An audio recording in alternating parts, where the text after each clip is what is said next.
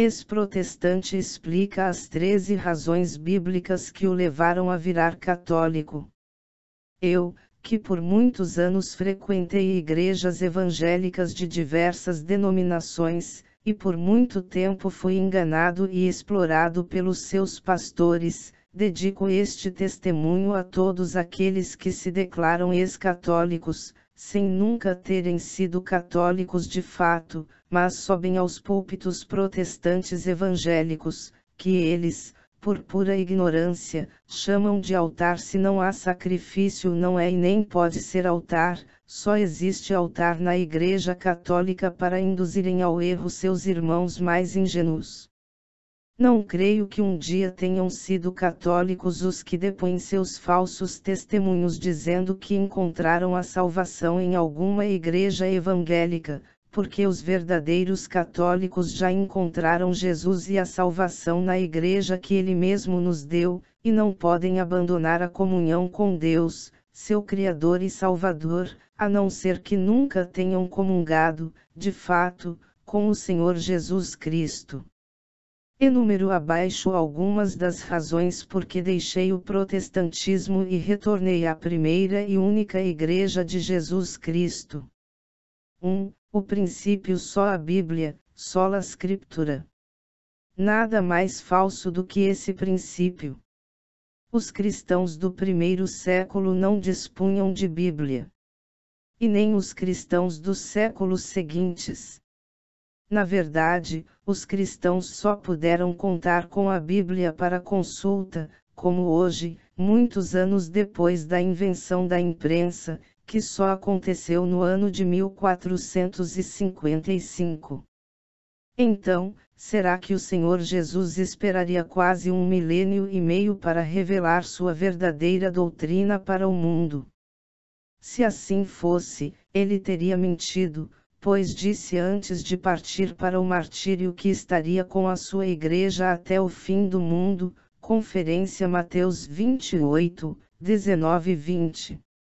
Além disso, para que a Bíblia fosse a única fonte de revelação, seria no mínimo necessário que ela mesma se proclamasse assim, e não é o caso, pelo contrário. A Bíblia diz que a Igreja é a coluna e o sustentáculo da verdade, 1 Tim 3, 15, e não as Escrituras. Nela, Jesus Cristo diz ainda: vocês examinam as Escrituras, buscando nelas a vida eterna. Pois elas testemunham de mim, e vocês não querem vir a mim, para que tenham a vida. João 5, 39 e 40. Sim, a Bíblia diz que as Escrituras são úteis para instruir, mas nunca diz, em versículo algum, que somente as Escrituras instruem, ou que só o que as Escrituras dizem é que vale como base para a fé. Isso é uma invenção humana sem nenhum fundamento. E a Bíblia também diz que devemos guardar a tradição, Conferência 2 Tessalonicenses 2, 15 e 2 Tessalonicenses 3, 6, entre outros. Contrariando a Bíblia, os evangélicos rejeitam a tradição. 2. O princípio só a fé salva. A mesma Bíblia ensina que a fé sem obras é morta, na Epístola de Tiago, 2, 14 e 26. A mesma Bíblia ensina que o cristão deve perseverar até o fim para ser salvo, em Mt 24, 13. E ainda acrescenta que seremos julgados todos, por nossas ações boas ou más. Existem várias passagens que dão conta de um julgamento futuro e, sendo assim, é falso que alguém aqui na terra já esteja salvo só porque aceitou Jesus. Não basta ir à frente de uma assembleia e dizer aceito Jesus como meu Senhor e Salvador para ganhar o céu. Não, não. É preciso muito mais do que isso. Conversão não é da boca para fora, é preciso que cada um tome a sua cruz e siga o Senhor, que, aliás, nunca prometeu prosperidade para quem o seguisse. Portanto, É totalmente mentirosa a afirmação de que basta ter fé para ser salvo. Ora, os demônios também creem. Tiago 2, 19. 3. Lutero. Foi Martinho Lutero quem começou com as igrejas protestantes, que deram origem às igrejas evangélicas de hoje. Mas o que ele pensava é seguido apenas em parte pelos evangélicos de hoje. Eles seguem somente os princípios, só a Bíblia e só a fé. Embora Lutero seja o fundador de todas as igrejas evangélicas que existem hoje, porque não são todos luteranos. Na verdade, isso seria bem menos pior. Por outro lado, se reconhecem que Lutero é um homem falível, como é possível a um evangélico ter tanta certeza de que os princípios que ele inventou sejam dignos de confiança absoluta? Mais do que o que ensina a única igreja que tem 2000 anos e foi instituída diretamente por Jesus Cristo. Mas, o próprio Lutero contestou o Papa e decretou que não se deve confiar num sacerdote. Mas ele mesmo era um ex-sacerdote católico. Então, se ele mesmo se descarta como pessoa confiável, quem é tolo o suficiente para dar crédito ao que ele disse ou escreveu? 4. Subjetivismo religioso e uma denominação evangélica não é igual a outra em matéria de fé. Isso é fato, pois umas batizam crianças, outras não. Umas admitem o divórcio, outras o repudiam. Umas aceitam mulheres como pastoras, outras não. Umas praticam a Santa Ceia, outras não. Umas ensinam que devemos guardar o sábado, outras não. Algumas ensinam a teologia da prosperidade, outras a repudiam. Por aí vai. Tem bispo evangélico por aí defendendo até o aborto, só porque a Igreja Católica é, claro, contra. É comum ouvirmos frases como estas: nesta igreja está o verdadeiro caminho, ou Deus levantou este ministério, ou ainda a tua vitória está aqui. Mais comum ainda é os pastores dizerem que as igrejas deles são ungidas. Ora, se todas essas igrejas ditas evangélicas são tão diferentes entre si, e a verdade é uma só, como é possível um evangélico ter certeza que está no caminho certo, ou que o seu pastor está pregando a verdade, se existem tantos outros pastores, que também dizem seguir a Bíblia e afirmam que são ungidos, que discordam dele? 5. Subjetivismo religioso. Segundo, cada crente pode interpretar a Bíblia do jeito que quiser, segundo a tese protestante de Lutero. Mas todos nós sabemos que um crente não concorda com outro em todas as coisas. Muitas vezes divergem entre si mais do que convergem. Se cada qual interpreta a Bíblia do seu jeito, e nem poderia ser diferente, então, como é possível um evangélico ter a certeza de que está certo na sua interpretação? E por quê, meu Deus? Porque apenas a interpretação da Igreja Católica é que está totalmente errada, em tudo.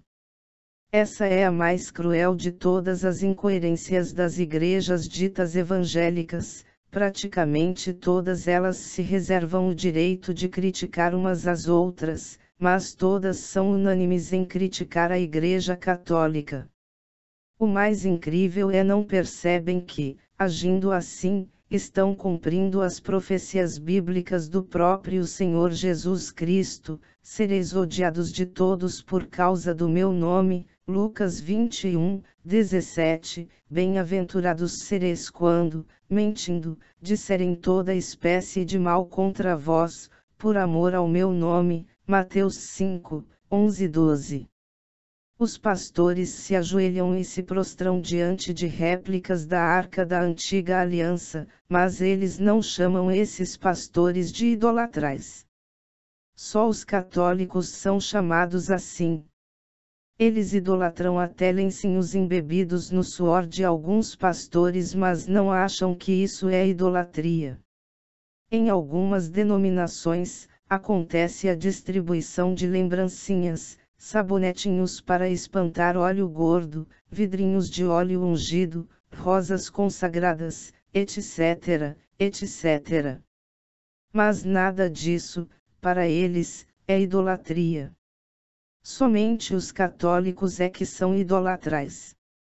Todos pensam assim, porque todos sofreram a mesma lavagem cerebral, que é muito difícil de reverter. 6. Subjetivismo religioso. Terceiro. A interpretação pessoal da Bíblia por cada crente e pastor afronta claramente a Bíblia. De acordo com a Santa Palavra de Deus, interpretação alguma é de caráter individual. Examinar a Bíblia não é o mesmo que interpretá-la. Posso examinar uma pessoa e lhe informar que encontrei uma mancha na sua pele. Mas o diagnóstico deve ser feito pelo médico, e não por mim, que sou leigo.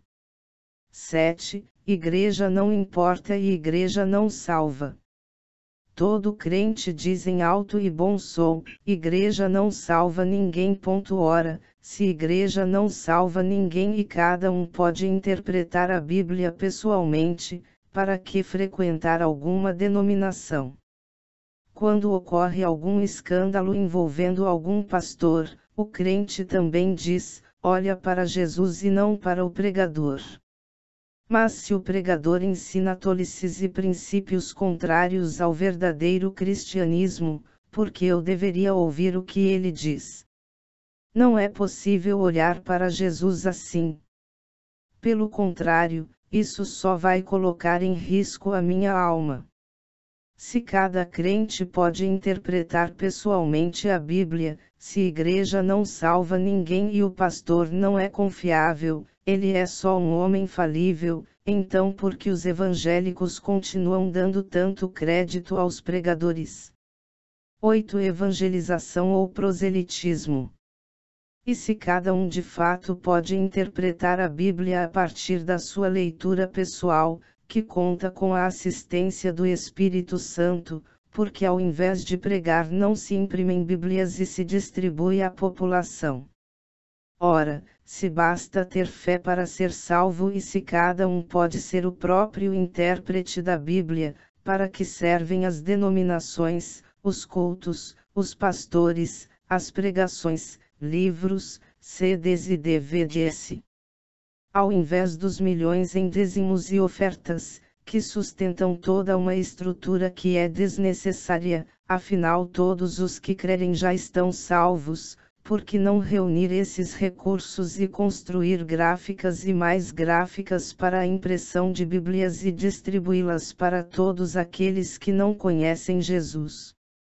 Eu digo porque os pastores se encarregam de passar a sua interpretação pessoal da Bíblia aos ingênuos que os seguem.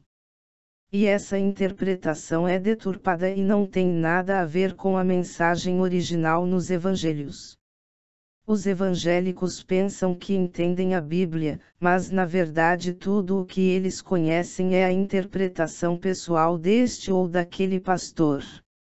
Se nem o pregador é digno de confiança, razão pela qual o crente deve confrontar o seu entendimento pessoal da palavra com a pregação do palestrante, por que razão alguém deveria dar crédito a um desconhecido que lhe vem falar como porta-voz de Jesus?